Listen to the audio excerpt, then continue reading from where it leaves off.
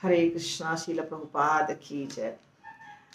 ISKCON के जो मूलभूत सिद्धांत हैं या प्रिंसिपल्स हैं वो हम इस वीडियो में कवर कर रहे हैं। ये 3रा नंबर वीडियो है।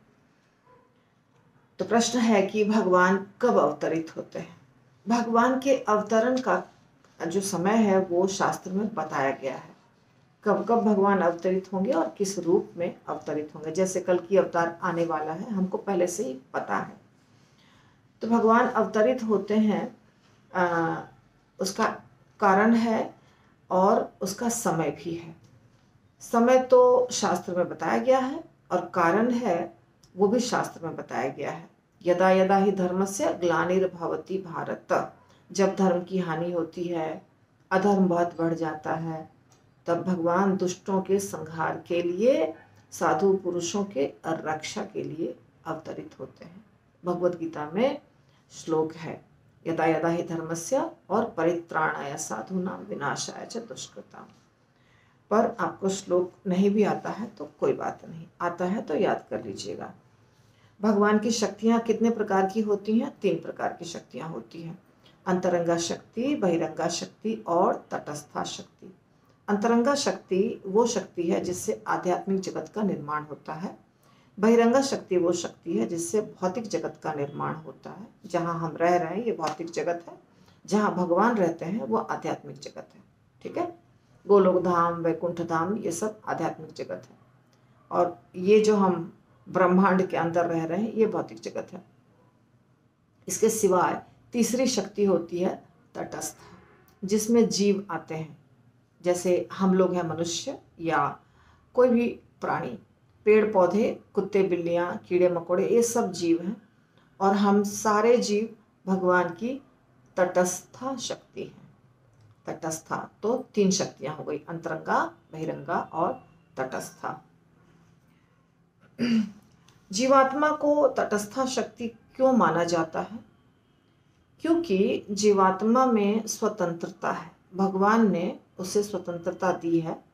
वो चुन सकता है कि उसे अंतरंगा में रहना है कि बहिरंगा में। तो स्वतंत्रता के कारण जीवात्मा को तटस्था शक्ति बोला गया है। भगवान शिव और विष्णु दोनों में क्या अंतर है? ब्रह्म संहिता के अनुसार भगवान शिव और विष्णु दोनों में अंतर ऐसे ही है जैसे दूध और दही में। यदि भगवान विष्णु को दूध माना जाए तो शिव जी को दही। तो दूध और दही क्या है? दूध ही दही बन जाता है। बेस क्या है? दूध है, उसमें थोड़ा सा जमावन मिलाते हैं तो वो दही बन जाता है। इसी प्रकार भगवान शिव अपनी लीला, प्रलय की लीला करने के लिए तमोगुण को स्वीकार करते हैं। भगवान विष्णु ही शिव का रूप लेते हैं विस्तारित होकर के। तो दोनों समान हैं भी और नहीं भी हैं, जैसे दूध और दही समान हैं भी और नहीं भी हैं। तो इस प्रकार भगवान शिव जी और विष्णु भगवान का दोनों का रिलेशनशिप समझ सकते हैं, या दोनों में ये अंतर या समानता है। प्रकृति के 3 गुण कौन कौन से हैं? सत्वगुण, रजोगुण और तमोगुण। ये 3 गुणों के नाम हैं। क्या आप जीवन भर 16 माला 4 नियम करेंगे? ये आपसे पूछा तो आपको क्या बोलना है? यस, करेंगे, अवश्य करेंगे। 16 माला 4 नियम जीवन भर करना है और इसी के लिए हम पहले प्रैक्टिस कराते हैं 2-3 साल, ताकि भक्त को पता चल जाए कि हमारा माला छूटेगा नहीं। काउंसलर को भी पता चल जाए। तो उसको हमें करते रहना है पूरे जीवन। जो अभी कर रहे हैं वो पूरे जीवन करना है, ठीक से करना है। 16 माला का जप, 4 नियमों का पालन और प्रभुपाद के ग्रंथों का अध्ययन, काउंसलिंग सिस्टम में आना, महाराज के लेक्चर को सुनना, ये सब करना है। तो जो 3 गुण हैं, सत्व, रज और तम, उनके क्या लक्षण हैं? तो ये तीनों गुणों में हम सब रहते हैं। यानी कि कोई व्यक्ति सत्वगुण में हो सकता है, कोई रजों में, कोई तमों में हो सकता है। सत्वगुण के व्यक्ति के क्या लक्षण है, वो क्या करता है, क्या खाता है, क्या पीता है? सत्वगुणी लोग जो होते हैं वो रसीले पदार्थ खाते हैं, स्निग्ध, रसीले ताजे ताजे भोजन ग्रहण करते हैं, फल फूल दूध दही ये सब खाते हैं, सब ताज़ा होना चाहिए। ब्रह्मा जी की, शिव जी की, इंद्र की, चंद्र की पूजा करते हैं। ये आपको भगवत गीता में मिल जाएगा। ये भगवत गीता में प्रकृति के गुण वाला अध्याय है, उसमें ये सारा आंसर है। भौतिक ज्ञान में बढ़े होते हैं, जैसे उदाहरण के तौर पर वैज्ञानिक हैं, दार्शनिक हैं, इनको सतोगुणी माना जाता है। वैसे हम कहते हैं भक्त सतोगुणी होता है, पर भगवत गीता में प्रभुपाद ने परपोर्ट में भी बताया है और भगवत गीता के श्लोक में भी बताया गया है सतोगुण के ये सब लक्षण हैं। रजोगुणी कौन होते हैं? जो खट्टे, तीखे, नमकीन, चटपटे पदार्थ खाते हैं, गरम, सूखे, जलन उत्पन्न करने वाले पदार्थ खाते हैं, ये होते हैं रजोगुणी लोग। यक्ष राक्षस की पूजा करते हैं वो, और उनके पास असीम इच्छाएं होती हैं, आकांक्षाएं होती हैं, तृष्णा होती है। स्त्री का पुरुष से, पुरुष का स्त्री से बहुत आकर्षण होता है और वो बहुत मेहनत करते हैं। प्रभुपाद कहते हैं गधे की तरह मेहनत करते हैं और भौतिक संपत्ति इकट्ठा करते हैं। ये रजोगुणी मनुष्य के लक्षण हैं। तमोगुणी मनुष्य क्या करते हैं? बासी और स्वादहीन, दुर्गंधयुक्त, सड़ा हुआ, झूठा, अस्पृश्य वस्तु खाते हैं। भूत प्रेत की आराधना करते हैं, आलसी होते हैं, पागलपन सवार होता है और जड़ता होती है। ये सब हैं तमोगुणी लोगों के लक्षण। तो इसमें से जितना भी आपको याद हो अच्छी बात है। विस्तार चाहिए तो भगवत गीता के श्लोकों को पढ़ लीजिए, और यदि मुझे समय मिला तो और विस्तार करके बताऊंगी अलग से। अच्छा, भगवान रासलीला करते हैं गोपियों के साथ, तो क्या हमें करनी चाहिए? उनकी नकल बिल्कुल नहीं करनी चाहिए। भगवान भगवान है, हम जीव हैं, हम भगवान नहीं हैं। भगवान जो भी करते हैं वो करने में समर्थ हैं, और भगवान के जो गुण होते हैं, उनकी लीलाएं होती हैं, वो हम नहीं समझ सकते हैं। जैसे शिव जी, लोग कहते हैं शिव जी भांग पीते हैं तो हम भी पी लेंगे। शिव जी तो हलाहल विष पी लिए, तो हम पी सकते हैं क्या? नहीं पी सकते हैं। तो हमें शिव जी की नकल भी नहीं करनी है और कृष्ण की नकल भी नहीं करनी है। शास्त्र बताता है गुरु की नकल भी नहीं करनी है। गुरु जो आज्ञा देते हैं वो करना है, ना कि जो गुरु कर रहे हैं वो सब करना है। इसी तरह भगवान जो आज्ञा दे रहे हैं हमें करने के लिए वो करना है। जो भगवान कर रहे हैं वो हम नहीं कर सकते। हम जहर नहीं पी सकते। यदि हम जहर पी लें, हलाहल विष पी लें जो समुद्र मंथन से प्रकट हुआ था, तो हम भांग भी पी सकते हैं, पर हम वो नहीं कर सकते हैं। यदि हम गोवर्धन पर्वत उठा लें तो हम रासलीला भी कर सकते हैं, पर हम गोवर्धन पर्वत नहीं उठा सकते हैं, इसलिए हमको रासलीला भी नहीं करना है। रासलीला जो होता है वो पूरा दिव्य स्तर पर होता है। गोपियां दिव्य स्तर पे होती हैं, भगवान दिव्य स्तर पे होते हैं। उनके अंदर काम वासना थोड़ा भी नहीं होता है। वो 3 गुणों के अंदर नहीं होते हैं, गुणातीत हैं, गुणों से परे हैं। इसीलिए उनकी लीला को समझ पाना मनुष्य के वश में नहीं है, इसलिए कभी रासलीला करने का सोचना भी नहीं है।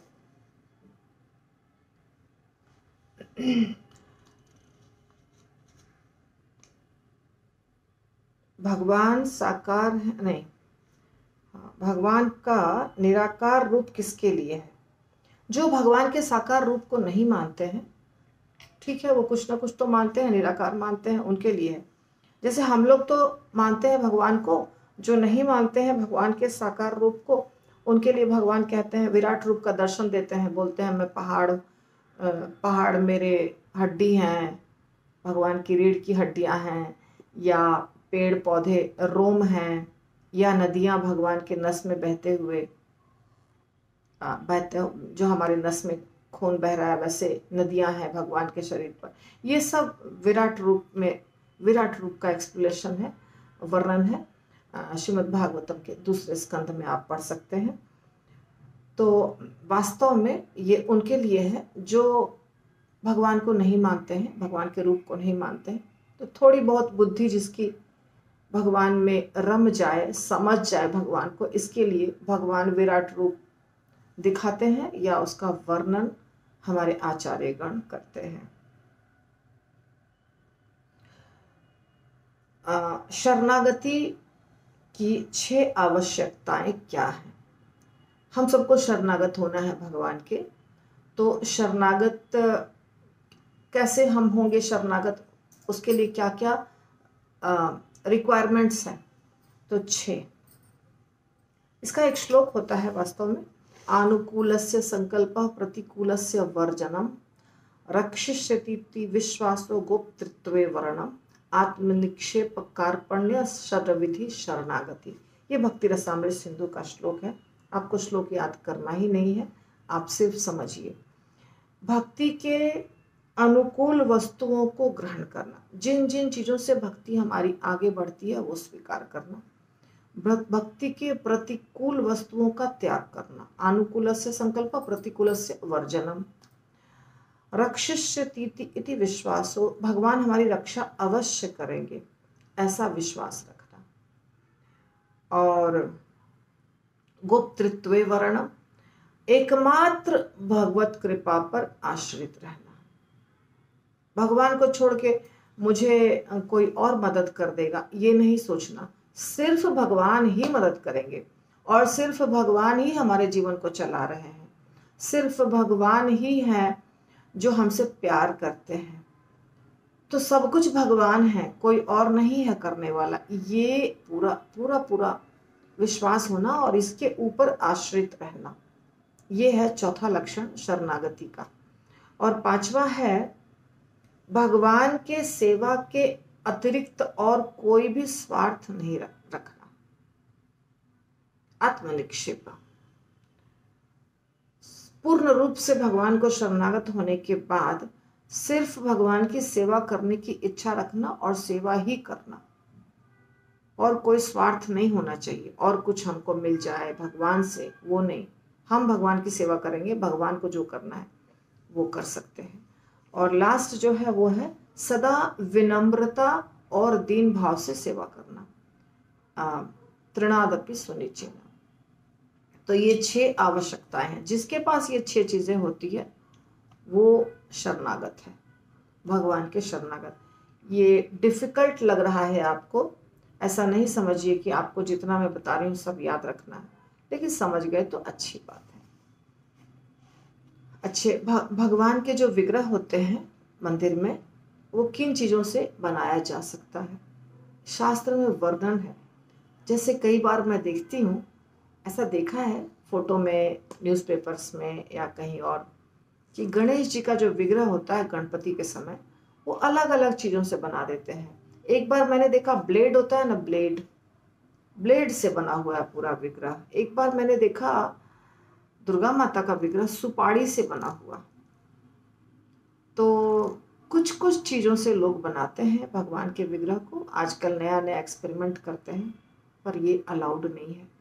शास्त्र में विग्रह को बनाने का एक विधान है। 7 चीजें हैं टोटल जिससे विग्रह बनाया जा सकता है। एक, मन से। हमारे पास कोई सुविधा नहीं है तो मन से सोचिए और मन में विग्रह तैयार करिए। आपके मन ने तैयार किया, भगवान ऐसे दिख रहे हैं, भगवान ऐसे वस्त्र पहने हैं, मोर मुकुट लगाए हुए हैं, सब कुछ आप मन में एक डिजाइन बना लीजिए, एक आकृति बना लीजिए। मानसिक विग्रह चलता है।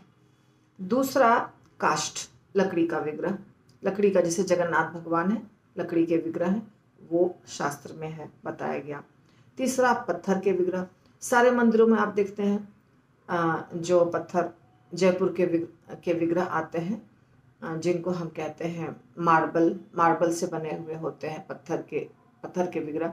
और ये मार्बल हो या कोई सिंपल पत्थर, कोई भी पत्थर हो सकता है, पत्थर के विग्रह अलाउड है। जैसे पंडरीनाथ हैं, पत्थर के विग्रह।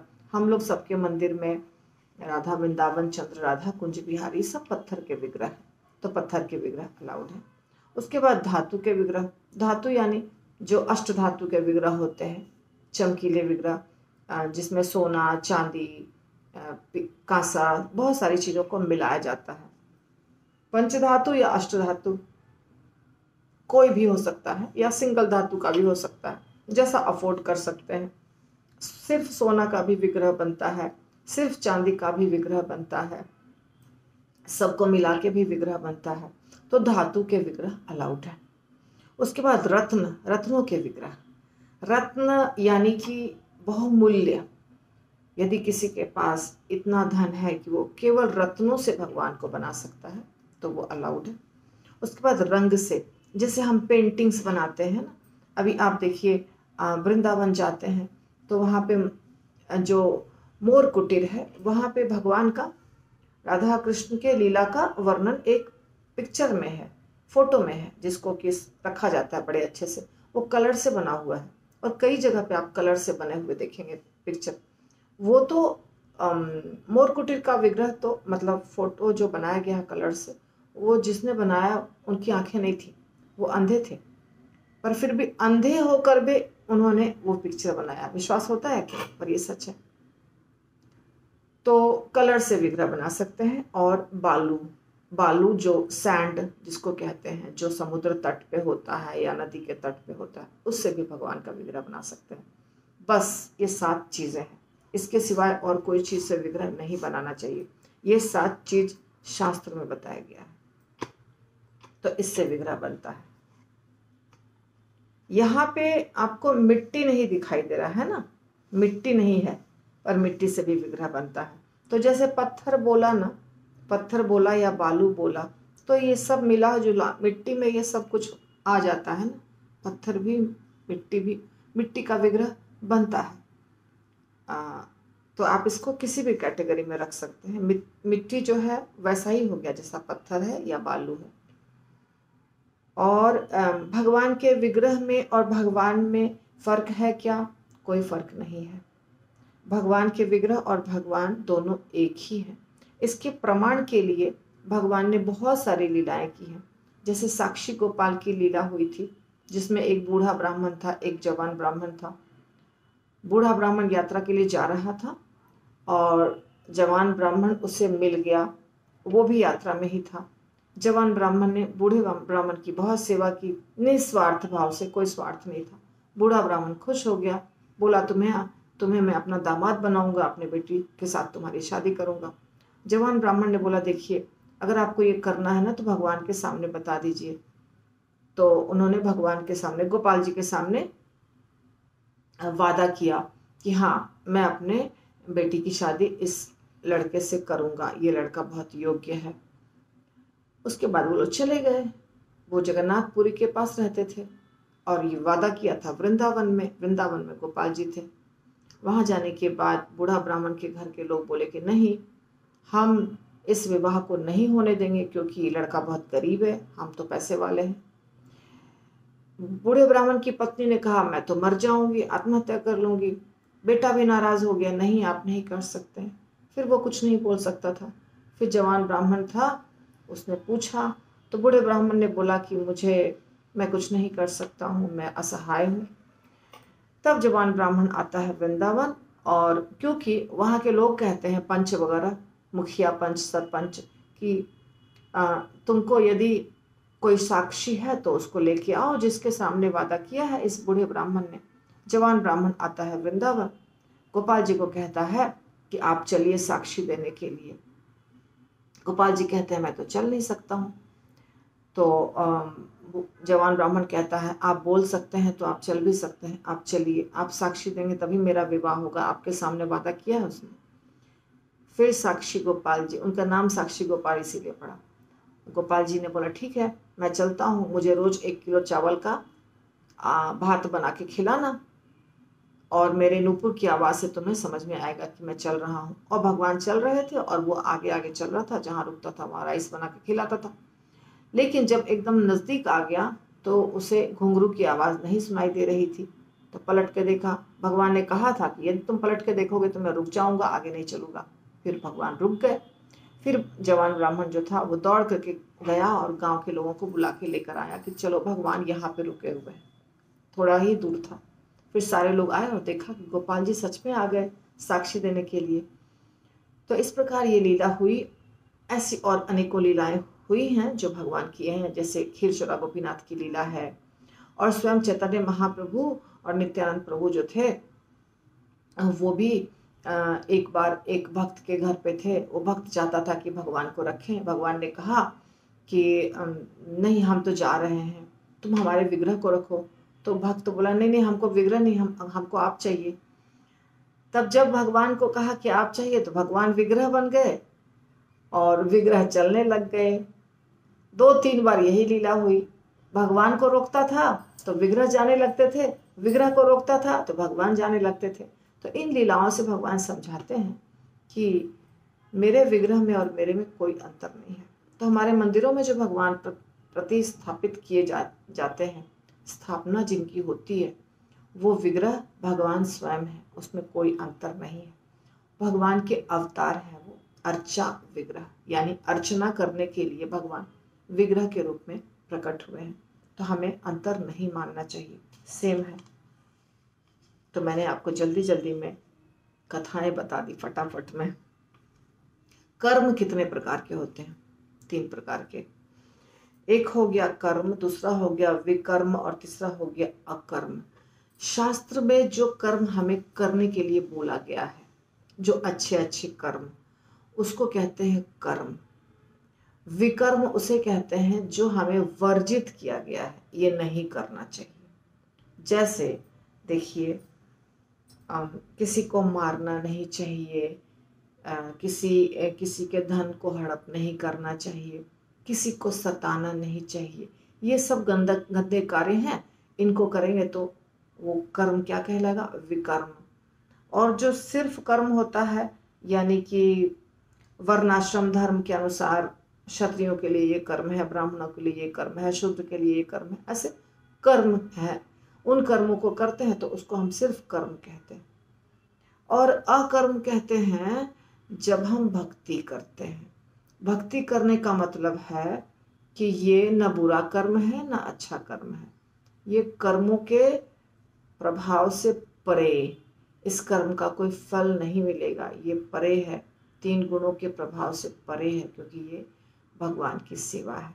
तो इस प्रकार कर्म 3 प्रकार के हुए, कर्म, विकर्म और अकर्म। हमें कौन सा कर्म करना चाहिए? अकर्म, यानी भगवान की भक्ति, जिसको निष्काम कर्म भी कहते हैं, भक्ति भी कहते हैं, वो है अकर्म। कितने प्रकार के लोक होते हैं? 3। ऊर्ध्वलोक, अधोलोक, मध्यलोक। हम रह रहे हैं मध्यलोक में, हमसे नीचे अधोलोक, हमसे ऊपर ऊर्ध्वलोक। ऊर्ध्वलोक हमसे ऊपर 6 हैं। अब आपको इतना डिटेल नहीं पूछा जाएगा, चिंता मत करिए। ऊर्ध्वलोक कुल मिलाकर 14 है। 14 में से हमसे ऊपर 6 लोक हैं, हमसे नीचे 7 लोक हैं। अतल, वितल, सुतल, तलातल, महातल, रसातल, पाताल, ये 7 लोक हमसे नीचे हैं। हम भूलोक पे हैं। भूलोक के ऊपर भूवरलोक, स्वर्गलोक, महरलोक, जनलोक, तपलोक, सत्यलोक, ऐसे है। ओम भूर्भुवः स्वः। भूवरलोक, स्वर्गलोक, और स्वर्गलोक के ऊपर महरलोक, जनलोक, तपलोक, सत्यलोक। तो ये हो गया कुल मिला के 7। ऊपर 7, नीचे 6 और हम टोटल 14। तो आपको रटना नहीं है, बिल्कुल रटना नहीं है, सिर्फ जानने के लिए बता दिया मैंने। महाजन कितने होते हैं? 12। जो बहुत स्मार्ट विद्यार्थी हैं उनको आ गया तो अच्छी बात है, बहुत पढ़े लिखे हैं तो याद कर लीजिए। 12 महाजन होते हैं।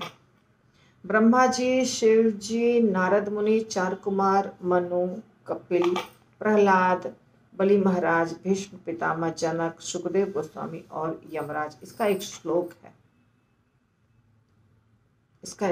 है, पर आपको श्लोक भी याद करने की जरूरत नहीं। ये महाजन कौन होते हैं? महाजन ऐसे लोग होते हैं, महाजनों ये न गतः स पंथा, महाजन के बताए हुए रास्ते पे हमको चलना होता है। तो स्वयंभू नारद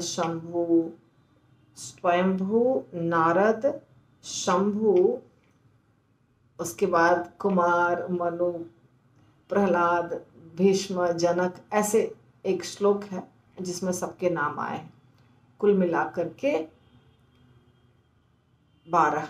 तो मुझे अभी वो श्लोक याद नहीं आ रहा है। यहाँ पे कोई भी श्लोक नहीं लिखा है, जो दिमाग में आता है बोल देती हूँ आपको, क्योंकि ये जो पढ़ाई होती है ना दीक्षा वालों की, उसमें हम श्लोक नहीं बताते हैं। दीक्षा वालों को 1-2 श्लोक याद हो गया तो हो गया, ज़रूरी नहीं है श्लोक याद करना उनको सिर्फ कॉन्सेप्ट क्लियर होना चाहिए। ओके, सनातन गोस्वामी ने रूप गोस्वामी को सभी ग्रंथों का सार बताया था। वो क्या था? 3 चीज है, नामे रुचि, वैष्णव सेवा, जीवे दया। नामे रुचि यानी कि हरि नाम में रुचि, जपा करना, वैष्णव सेवा, वैष्णवों की सेवा करना, और जीवे दया, जीवों के ऊपर दया करना। ये है सार तत्व। अच्छा, शरीर में हमारा शरीर 8 तत्वों से मिलकर बना है। 5 है भूत पंच महाभूत, 3 है सूक्ष्म, 5 है स्थूल तत्व, 3 है सूक्ष्म तत्व। स्थूल तत्व कौन कौन हो गए? पृथ्वी, जल, अग्नि, वायु और आकाश। और सूक्ष्म कौन हो गए? मन, बुद्धि, अहंकार। भगवान के अवतार कितने प्रकार के होते हैं? 6। पुरुषावतार, जिसमें नाम कौन कौन है? कर्णोदक्षाय विष्णु, गर्भोदक्षाय विष्णु, शिरोदक्षाय विष्णु, ये पुरुषावतार कहलाते हैं। गुणावतार, ब्रह्मा, शिव और विष्णु भगवान। लीलावतार में 10 अवतार जो होते हैं, मत्स्य, कूर्म, वराह इत्यादि, राम, नरसिंह इत्यादि। मनवंतर अवतार में अभी व्यवस्थित मनु है, 14 मनु होते हैं, इनको कहा जाता है मनवंतर अवतार। युगावतार में हर युग में अलग अलग अवतार होते हैं, जैसे इस युग में चैतन्य महाप्रभु का अवतार हुआ है। शक्त्यावेश अवतार में 4 कुमार हैं, पृथु हैं, जिनमें शक्ति दिया है भगवान ने। व्यासदेव जी को भी शक्त्यावेश अवतार कहा जाता है। अनंत शेष, ये सबको शक्त्यावेश अवतार कहा जाता है। ज़्यादा दिमाग नहीं लगाने की ज़रूरत है, कुछ याद हो गया तो ठीक है, नहीं तो कोई बात नहीं। ये सब जो इंजीनियरिंग मेडिकल के स्टूडेंट हैं या मास्टर्स वगैरह किए हुए हैं, उनको आ गया तो बहुत अच्छी बात है। सिंपल डिवोटी के लिए ज़रूरी नहीं है सारा याद रखना। तो मोटा मोटी तौर पर भगवान के 6 प्रकार के अवतार होते हैं। पुरुषावतार, गुणावतार, मनवंतर अवतार, लीलावतार, शक्त्यावेश अवतार, और जो बच गया वो युगावतार। अच्छा, नवदा भक्ति ये जानना चाहिए, ये सिंपल बात है। प्रहलाद महाराज ने नवदा भक्ति दिया। श्रवणम, कीर्तनम, विष्णु स्मरणम, पाद सेवनम, अर्चनम, वंदनम, दास्यम, सख्यम, आत्मनिवेदनम। ये 9 प्रकार की भक्ति है जो सबको करना चाहिए। और इसमें से कोई एक भक्ति करके भी व्यक्ति भगवत धाम जा सकता है। तो जैसे कि श्रवणम किसने किया? परीक्षित महाराज श्रवणम किए, अच्छे श्रवण करने वाले थे, भगवत धाम गए। कीर्तनम सुखदेव गोस्वामी ने किया। विष्णु स्मरणम, विष्णु का स्मरण कौन किया? सब लोग विष्णु का स्मरण करते हैं। भगवान के भक्त विष्णु का स्मरण करते हैं, भगवान कृष्ण का स्मरण करते हैं। पाद सेवनम, भगवान की चरण कमलों की सेवा लक्ष्मी जी हमेशा करते रहते हैं। बहुत सारे भक्त करते हैं, उदाहरण में आप एक दे सकते हैं, नहीं तो नहीं भी देंगे तो चलेगा। अर्चनम, देखिए अक्रूर जी भी स्मरण कर रहे थे जब आ रहे थे भगवान को, भगवान से मिलने के लिए, भगवान को ले जाने के लिए। तो ऐसे उदाहरण आप दे सकते हैं। और 9 प्रकार की भक्ति होती है, और ये 9 प्रकार की भक्ति में कोई भी भक्ति, कोई भी अंग अच्छे से करने से भगवत धाम व्यक्ति जा सकता है। आत्मनिवेदन में बलि महाराज है, सख्यम में अर्जुन है, सुदामा, श्रीदामा ये सब है। दास्य रस में हनुमान जी हैं, अक्रूर जी हैं जो भगवान की वंदना कर रहे हैं। तो ये ऐसे ऐसे उदाहरण हैं। मायावादी किसे कहते हैं? जो भगवान के शरीर को समझता है कि हमारे जैसा ही पंच महाभूत से मिलके बना हुआ, भगवान में हमारे में कोई अंतर नहीं है, हम भगवान बन जाएंगे और भगवान हमारे जैसे ही एक मनुष्य है। उसकी बुद्धि माया से ढकी होती है, इसलिए उसको मायावादी कहते हैं। वो भगवान को निराकार मानते हैं, निर्विशेष मानते हैं, शून्य मानते हैं, ब्रह्म मानते हैं, बहुत कुछ मानते हैं। इन सब को मायावादी कहते हैं। मायावादी क्यों कहते हैं? क्योंकि इनकी बुद्धि भगवान की ही माया शक्ति के द्वारा भ्रमित है, सही नहीं है, इसलिए कहते हैं मायावादी। और भगवान के भक्त जो होते हैं, भगवान की कृपा से उनको भगवान ने दर्शन दिया है, उनको बताया है कि मेरा एक रंग है, एक रूप है, लीलाएं हैं भगवान की, तो इसलिए वो भक्त जो है वो भगवान के साकार रूप के ऊपर विश्वास करते हैं। तो भगवान निराकार हैं कि साकार हैं, ये सब मैंने बता दिया है दूसरे वीडियो में, ठीक है। तो भगवान का भी हमने आपको बता दिया। भगवान का हम जो मानते हैं वो है साकार रूप, जैसा भगवान का रूप है वर्णन किया हुआ, मोर मुकुट धारण करते हैं, धोती पहनते हैं, जो रूप शास्त्र में है वही रूप से भगवान का विग्रह मंदिर में स्थापित होता है। तो जो भगवान का विग्रह है वही है साकार रूप। लेकिन जो लोग नहीं मानते हैं वो निराकार मानते हैं। वर्णन ये करते हैं हमारे आचार्यगण या शास्त्र कि भगवान के जो हाथ होते हैं, पैर होते हैं, जिनसे आकार बना रहता है भगवान का, वो हमारे जैसे नहीं है, वो भौतिक नहीं है, वो आध्यात्मिक है। भगवान के हाथ पैर सब आध्यात्मिक है। और दूसरी बात, भगवान अपने एक अंग से दूसरे अंग का कार्य कर सकते हैं। अंगानि निर्दहति किंतु च भक्ति भाजाम। हाँ सॉरी, मैं दूसरा श्लोक बोल दी।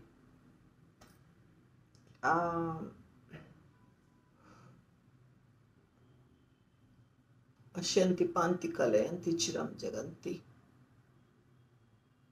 भगवान अपने एक अंग से दूसरे अंग का कार्य कर सकते हैं, इसके बारे में एक श्लोक है ब्रह्म संगीता में। अंगानि यस्य सकलेन्द्रिय वृत्ति मंति पश्यन्ति पान्ति कलयन्ति चिरम जगन्ति। ठीक है, अंगानि यस्य सकलेन्द्रिय वृत्ति मंति, आंखों से भगवान खा सकते हैं, तो ये भगवान अपने शरीर के किसी भी अंग से कोई भी कार्य कर सकते हैं। इसीलिए भगवान के जो अंग होते हैं वो भौतिक नहीं होते हैं, और भगवान तीन गुणों के अंदर नहीं रहते हैं, इसलिए उन्हें निर्गुण कहा जाता है। निर्गुण, गुणातीत, ये सब कहा जाता है। वास्तव में भगवान में बहुत सारे गुण हैं, सारे गुण हैं, जो हमारे अंदर गुण हैं वो सब भगवान के अंदर गुण हैं। तो भगवान निर्गुण नहीं है, भगवान निराकार नहीं है, परंतु जिन्हें विश्वास नहीं है वो मानते हैं और भगवान कहते हैं कोई बात नहीं, निर्गुण निराकार भी मानो, पर मानो तो भगवान कहते हैं कि जो हमारे शरीर से ब्रह्म ज्योति निकलती है उसका भी आधार मैं ही हूँ। अर्थात जो भगवान को ज्योति मानते हैं, निराकार मानते हैं, वो भगवान कह रहे हैं क्लियरली कि वो भी मैं ही हूँ। तो भगवान निराकार के भी आधार है, साकार तो है ही। थोड़ा मुश्किल लग रहा है आपको, लेकिन आपको क्या बोलना है? आपको ये बोलना है भगवान साकार है। हमारे लिए तो भगवान साकार है।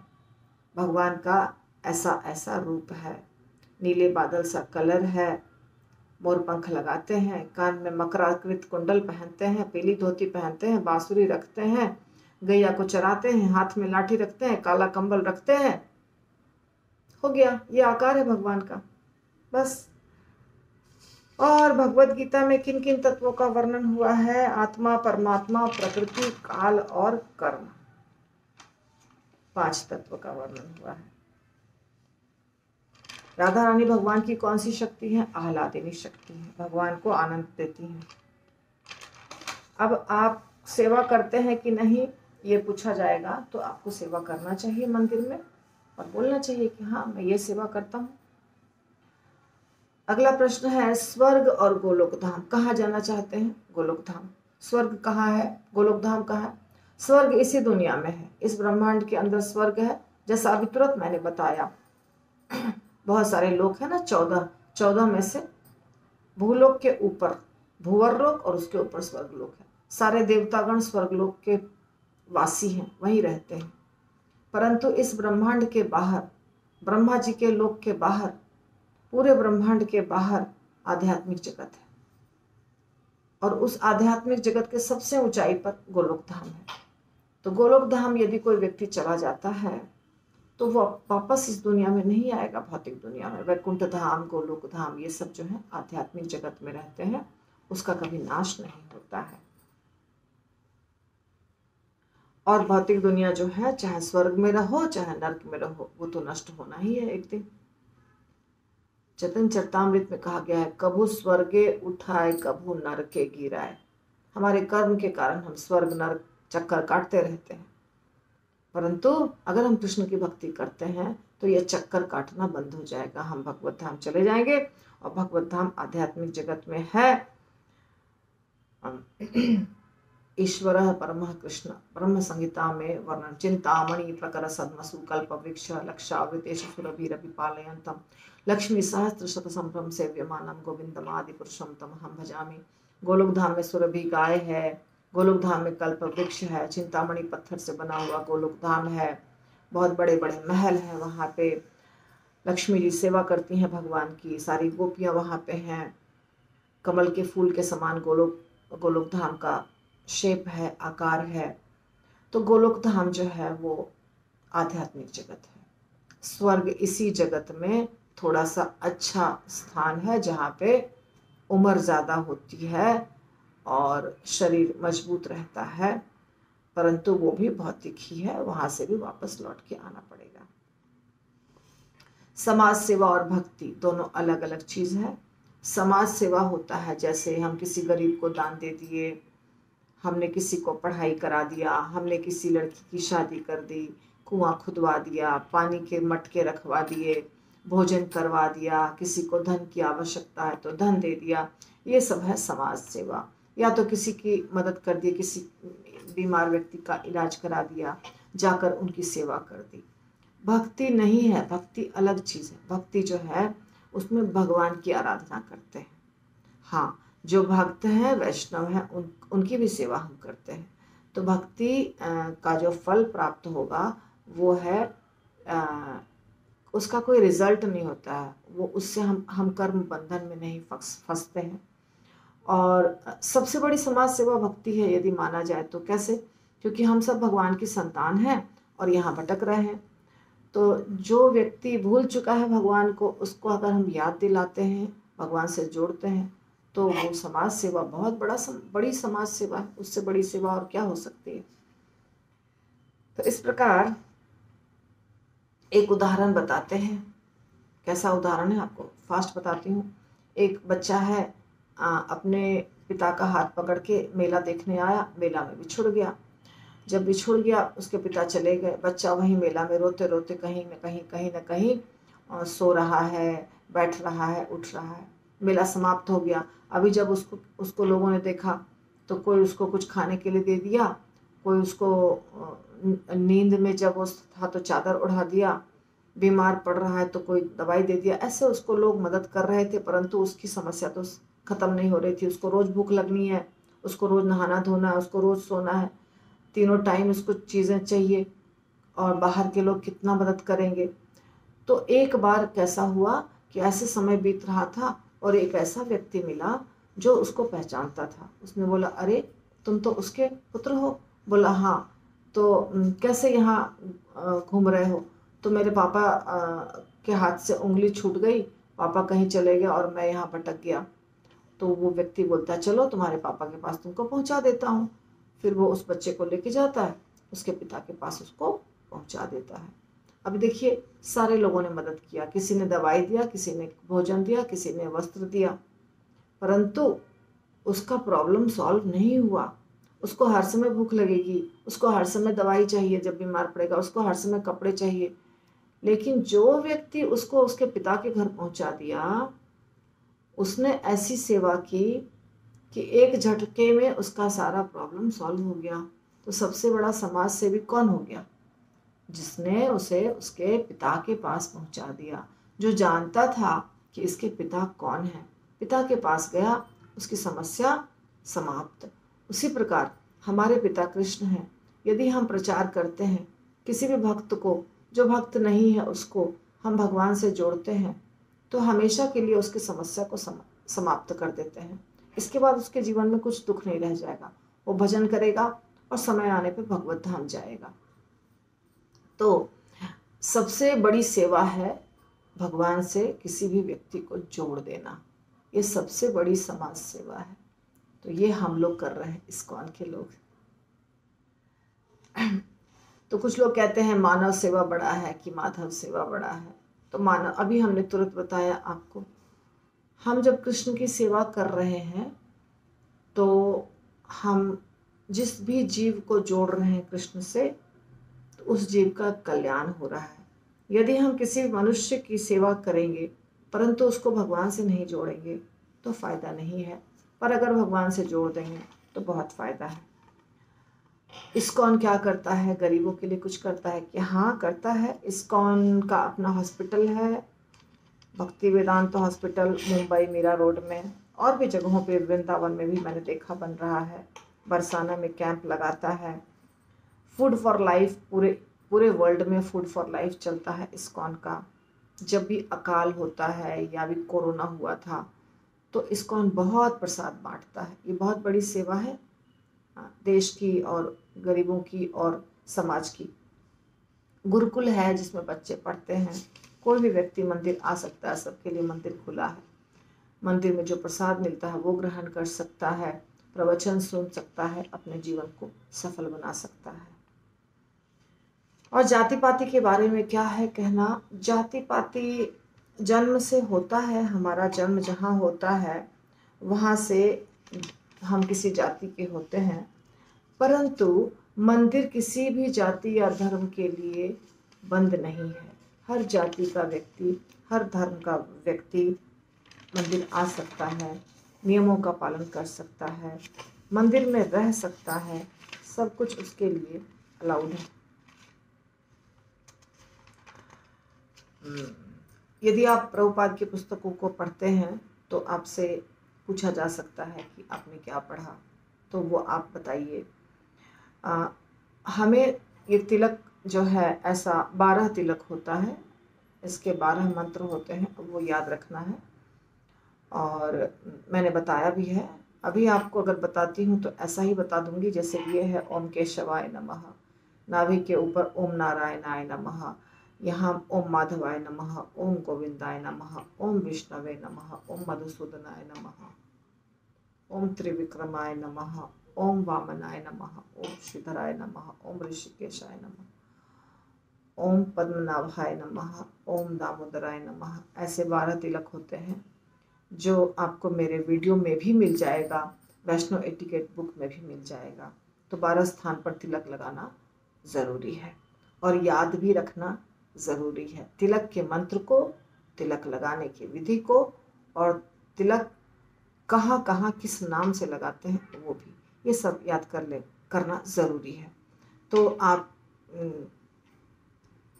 हमारे वीडियो में ही है, अब मुझे आपको नहीं बताने आएगा कहाँ पर है, पर आप ढूंढेंगे तो मिल जाएगा आपको।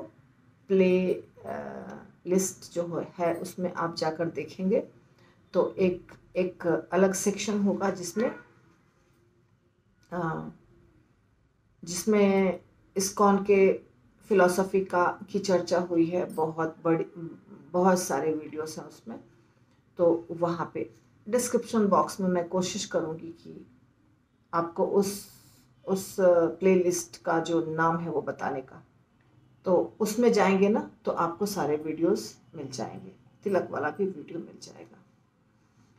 महात्मा किसे कहते हैं? देखिए, जो सैफरन ड्रेस पहनता है, भगवा कपड़ा पहनता है या तिलक लगाता है, चंदन लगाता है, तो उसे महात्मा नहीं कहते। वो भी एक चीज़ है जो महात्मा को करना है, पर वास्तव में क्या करना है?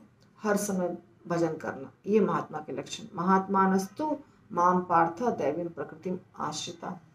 जो हर समय भगवान के नाम का जप करता है, कीर्तन करता है, प्रवचन सुनता है, प्रवचन करता है, नियमों का पालन करता है, उसे महात्मा कहते हैं।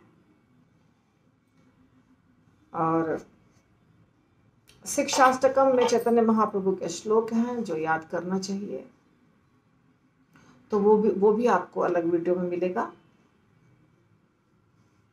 तो आज यहीं पे हम रोक देते हैं, और जो थोड़ा बहुत बचा है हाँ, उसको मैं अगले वीडियो में ले लूँगी। हरे कृष्णा। श्रील प्रभुपाद की जय। Please like, share and subscribe.